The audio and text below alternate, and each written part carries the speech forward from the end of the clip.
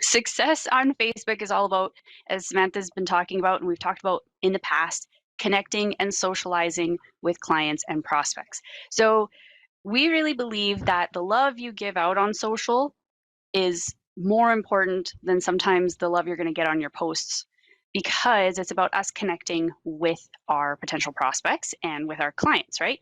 So sharing, loving, giving that positive energy on your people's content is so important, because remember, people don't go on Facebook, or really any social space for that matter, to buy things.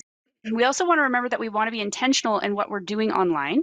So let's break down the key objectives that you should have for each of your community spaces. So again, starting with the profile. Facebook profile, as Samantha was saying, this is where you're building trust, likability, affinity. This is where you can chat on Messenger. This is all about building trust and networking. This is where you be personal, right? This is where you share your personal pieces within reason. This doesn't mean you have to like air out your whole life by any means, but you can share little pieces like, you planted a different type of flower, right? So the goal with your social, with your profile in particular, is to help reduce skepticism, right? So if we're active on it and people are seeing our face, they're seeing things that we're doing, we're not just, some random profile that has 2 posts from like 2007. It helps people be like, oh, you know what? Joanne's on here. She's an actual person. She's not some weirdo trying to be my friend. Because we all have those weirdos that try to be our friends, and you look at me, you roll your eyes, you're like, yeah, no. So that helps to reduce skepticism as you're building your network and meeting new people, especially in the group. So then you have your business page. Treat this kind of like your business downtown. So you might be more intentional about what you wear in the videos on there. If you're doing your live streams, how you present yourself, the language you use would all be in line with your branding and the brand you are working on building. So for me, example, when I'm doing live streams, I try to make sure I'm wearing my nerdiest shirt I can possibly wear. I try to make sure that my background has something to do with one of my fandoms. I'll use words that fit that brand. Generally is just going to be a piece of you, right? So you're not trying to morph yourself into something different. You're just honing in on a specific piece of you that you really want to be the branding side of you. This is where you're also branding yourself as a trusted resource in wellness, no matter which demographic you're choosing to target for your audience. Okay, so then you have your discovery group. And this is the one where prospects join. So this is the main hangout. This is like the beachiest beach party of all the beach parties. This is where all the fun's happening. This is where someone comes into your business page and they hear in the back that there's music pumping, right? They hear laughing, they hear fun, and they're like, what is going on back there? I want in. Okay, so this is kind of like what that page is.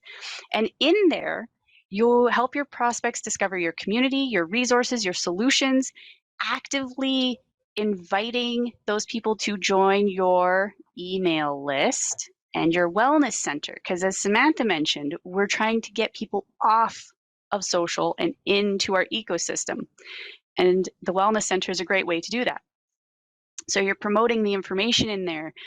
And again, it's going to relate to what is your branding, okay? So that's your discovery group. And then your retention group, again, this is to support and retain your customers and clients. And the beautiful thing with the retention group is this is something you can share with your ambassadors in your team, because everybody in there's a member already. So you don't have to worry about anyone getting mixed up and members going to the wrong person. You can all work together in that one, which is beautiful. And you can talk Shaklee. I loved what Samantha put in there about doing unboxings. If you're a business leader, you're going to get new products first and let all the members know, be like, hey, we've got this really cool thing coming. And especially with the multitaskers coming out really soon, you all are going to be getting to try those, and you can start talking them up in that group. And that helps to get excitement going, increase orders, and it's just another way to keep in touch with those members so that they don't fall off or drift out into sea like they happen to do. Okay, and then let's talk about the educational ecosystem. So this is your off social space. What do you get out of this? You own this list, right?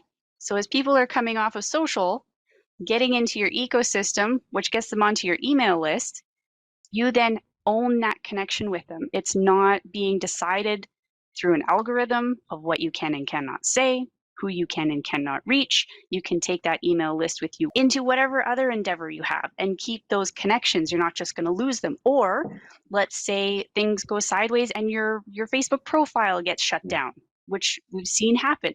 You still have your list to be able to reconnect with people. Or if your group gets shut down, which we've also experienced, right? You have a way to connect and say, hey, the group got shut down.